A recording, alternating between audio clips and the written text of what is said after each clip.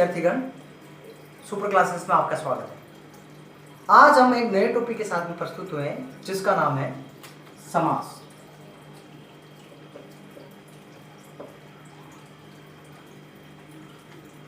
देखो, जो समास टॉपिक है वो हिंदी और संस्कृत में अलग अलग है, क्योंकि देखो हिंदी में समास हिंदी के आधार पर है और संस्कृत में समास संस्कृत यानी विभक्तियों के आधार पर है। तो संस्कृत में समास सबसे ज़्यादा महत्वपूर्ण चीज़ क्या है? समास में संस्कृत में विभक्तियों का याद होना जरूरी है, यानी हमें शब्द रूप याद होना जरूरी है। अब हम बात करते हैं समास। जो समास टॉपिक है वो 8 से लेकर 12 तक और उसके अलावा रीट और सेकंड ग्रेड और अन्य बहुत सी प्रतियोगिताओं में काम आता है। तो समास टॉपिक प्रारंभ करने से पहले हम बात करते हैं समास की व्युत्पत्ति के बारे में, यानी समास की उत्पत्ति कैसे हुई। जो समास शब्द है वो सम उपसर्ग और अस धातु और घन प्रत्यय से इसकी उत्पत्ति हुई है। सम जो उपसर्ग है उसका अर्थ होता है समीप, और अस यानी आंस धातु है उसका अर्थ है बैठा हुआ। यानी समीप बैठा हुआ, यानी दो पद जब पास आते हैं या मेल होता है तब समास होता है। हमने संधि में पढ़ा था कि संधि में दो वर्णों का मेल होता है और यहाँ समास में क्या है? दो पदों का मेल होता है। अब हम बात करते हैं समास की परिभाषा के बारे में। देखो यहाँ हमें याद क्या रखना है, ये क्वेश्चन क्या है, ये जो मेन चीज है, यहाँ से क्वेश्चन कई बार पुटअप हो जाते हैं रीट में। तो सम जो समास है उसकी परिभाषा क्या है? समास की हम परिभाषा देखें तो शास्त्रों के यानी संस्कृत व्याकरण में उसकी परिभाषा है वो समसनम समास, अर्थात कहने का तात्पर्य है समसनम, यानी जो पद जब नजदीक आते हैं तो संक्षिप्त करना ही समास कहलाता है। यानी दो पदों को संक्षिप्त यानी मिलाकर लिखना ही समस पद बना ही समास कहलाता है। अब इसके बाद में हम बात करें संक्षिप्त के बाद में बात करें तो समास की जो परिभाषा है वो शास्त्रों में संस्कृत में परिभाषा अगर बात करें तो क्या है वो हम देखते हैं। ये समास परिभाषा सूत्र है, हमें याद रखना है। ये समास परिभाषा क्या है? सूत्र है। कई बार समास परिभाषा सूत्र भी पूछ लेते हैं, तो समसनम समास है। इसके बाद बात करें तो परिभाषा की बात करें तो परिभाषा की बात रहे विभक्ति विभक्तिर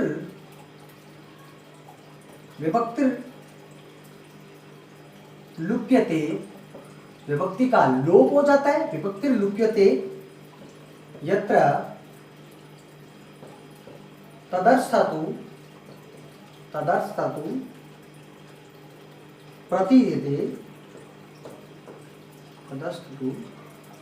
प्रतीयते पदानां चेक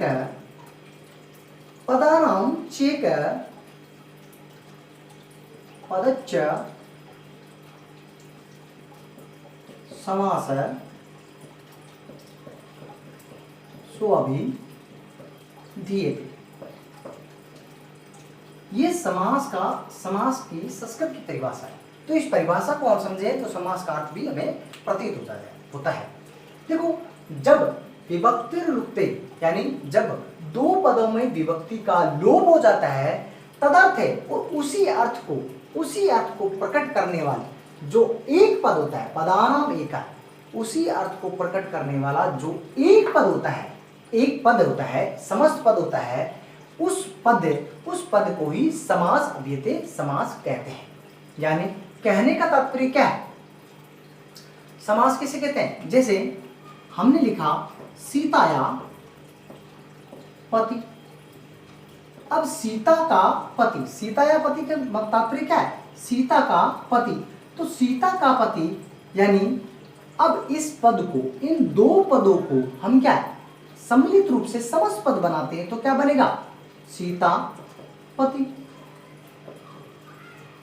तो इस पद में और इस पद में, इन दोनों पदों में जो विभक्तियां हैं, इस पद में षष्ठी विभक्ति है और इस पद में प्रथमा विभक्ति है। इन विभक्ति का क्या होता है? लोप हो जाता है। तो विभक्ति का समस्त पद में क्या होता है? लोप हो जाता है। अब बात करते हैं विग्रह की। देखो विग्रह की जो परिभाषा है, उस परिभाषा की बात करें तो विग्रह की परिभाषा क्या है? प्रत्यार्थ, प्रत्यार्थ अर्थ बोधकम, प्रत्यार्थ बोधकम वाक्यम विग्रह। प्रत्यार्थ बोधकम वाक्यम विग्रह यानी किसी वृत्ति, यानी किसी पद की क्या है? किसी पदों की वृत्ति या किसी पद की समस्त पद से क्या करेंगे हम? विग्रह करेंगे। तब क्या करेंगे? दो पदों का निर्माण करेंगे। तो क्या कहते हैं? किसी पद की वृत्ति के अनुसार, किसी पद के अर्थ के अनुसार अगर दूसरे वाक्य का निर्माण होता है, यानी हम वाक्य का निर्माण करते हैं, दो पदों को बना देते हैं, उसी का अर्थ रहता है। यानी पद का जो दो पद बनाते हैं, उन पदों में उसका अर्थ परिवर्तन नहीं होता है, तो वो क्या कहलाता है? वृत्ति। यानी वो क्या कहलाता है? विग्रह कहलाता है। वृत्ति का कोई परिवर्तन नहीं होता है तो वो विग्रह कहलाता है। अब इसकी बात करें तो हम विग्रह की बात करें तो विग्रह कितने प्रकार के होते हैं ये बात करते हैं। तो विग्रह दो प्रकार के होते हैं। कितने प्रकार के होते हैं? दो प्रकार के विग्रह होते हैं।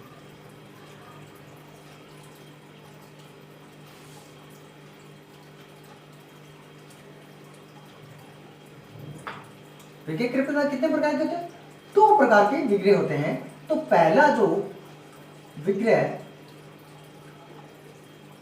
विग्रह होता है लौकिक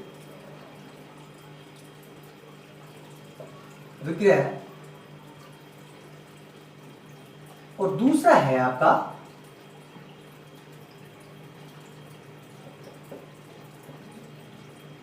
अलौकिक विग्रह। अब हम बात करते हैं लौकिक विग्रह और अलौकिक विग्रह की। तो अलौकिक और लौकिक विग्रह, तो जो लौकिक विग्रह है पहला, वो लौकिक विग्रह के ही दो भेद होते हैं। एक कहता है स्वपद लौकिक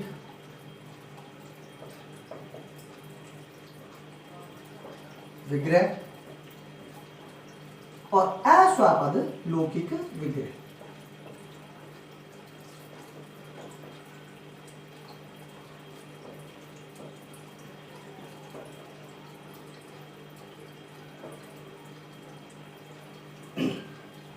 अब बात करें लौकिक विग्रह और अलौकिक विग्रह क्या होता है, इसकी हम बात करते हैं। पहले लौकिक विग्रह और अलौकिक विग्रह क्या होता है, तो इसकी हम बात करें। देखो जो लौकिक विग्रह होता है, जो लोगों में यानी लोगों में प्रचलित होता है, वो लौकिक विग्रह कहलाता है। और जो लोगों में परिचित न होकर प्रक्रिया में प्रचलित होता है या व्याकरण में प्रचलित होता है या व्याकरण के आधार पर होता है, वो अलौकिक विग्रह कहलाता है। अब बात करें तो इसके उदाहरण से लौकिक विग्रह की बात करें तो लौकिक विग्रह जैसे पवन पुत्र समस्त पद है, अगर इसका विग्रह करते हैं तो क्या होता है? क्या होता है? पवनस्य पुत्र। पवन पुत्र का पवनस्य पुत्र, यानी क्या हुआ है? समस्त पद को हमने दो पदों में विभाजित किया है, और जब हम समस्त पद को दो पदों में विभाजित करते हैं तो क्या करते हैं? उसमें क्या करते हैं? विभक्ति लगा देते हैं। और जब हम दो पदों से एक समस्त पद बनाते हैं तो उसकी विभक्ति को हम समाप्त कर देते हैं। पवन का पुत्र, पवन का पुत्र, और पवन पुत्र एक समस्त पद है, लेकिन इनके अर्थ में कोई परिवर्तन नहीं होता है। इसी प्रकार से एक उदाहरण और लें, यथा शक्ति। तो इसका विग्रह क्या होगा? यथाशक्ति का होगा शक्तिम अनतिक्रम्य। शक्तिम अनतिक्रम्य, यथा को हम अनतिक्रम से दर्शाते हैं। अब ये हम अव्ययीभाव समास में बात करेंगे, क्योंकि यहाँ एक पद अव्यय है इसलिए अव्ययीभाव समास है, और यहाँ पर क्या है? विभक्ति समास है इसलिए तत्पुरुष समास है। अब ये तो हो गया क्या है? लौकिक विग्रह। अब अलौकिक विग्रह की बात करें तो अलौकिक विग्रह कैसे होता है?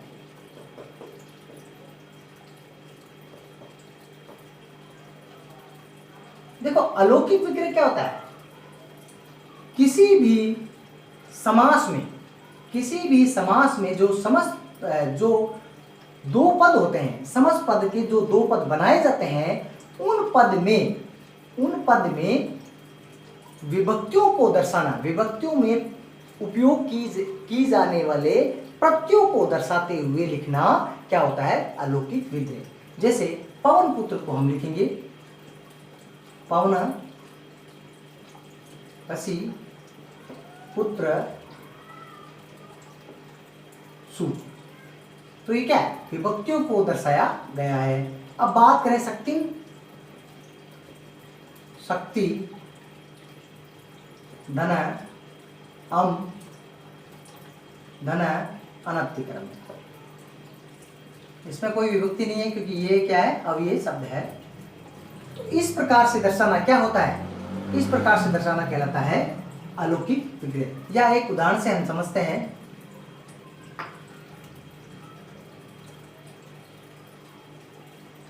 निर्मक्षिका,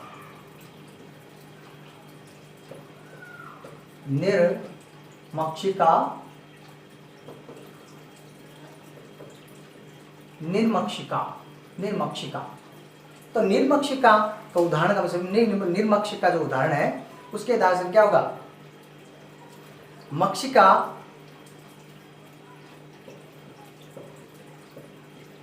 धन आम धन अभाव, यह अवयव है इसलिए ऐसे ही रहेगा। निर्मक्षिका का जो समास विग्रह होता है वो है, निर्मक्षिका का समास विग्रह होता है वो हम देखते हैं। मक्षिका नाम अभाव, यानी मक्खियों का अभाव। ये है लौकिक विग्रह और ये है अलौकिक विग्रह। ये क्या है? अलौकिक विग्रह। तो ये एक अंतर होता है लौकिक और अलौकिक विग्रह। अब हम बात करते हैं स्वपद विग्रह और अस्वपद विग्रह। देखो स्वपद विग्रह और अस्वपद विग्रह की बात करें तो जो स्वपद विग्रह होता है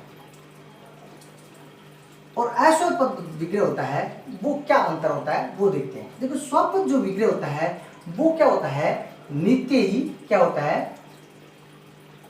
स्वपद विग्रह वैकल्पिक होता है।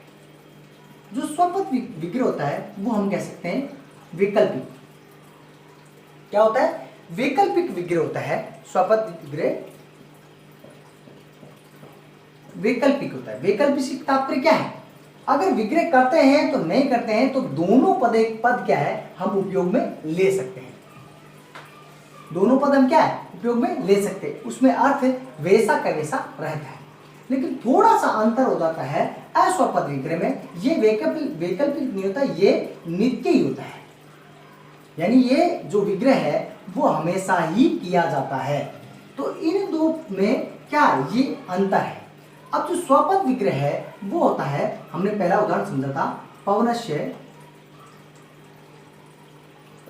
पवन पुत्र, उसको हम लिखा था पवनस्य पुत्र। अब इन दोनों में क्या है? समान अर्थ है। अब यहां क्या है? यहां है यथा शक्ति। तो शक्ति को तो हमने क्या लिखा? शक्तिम द्वितीय और अनतिक्रम।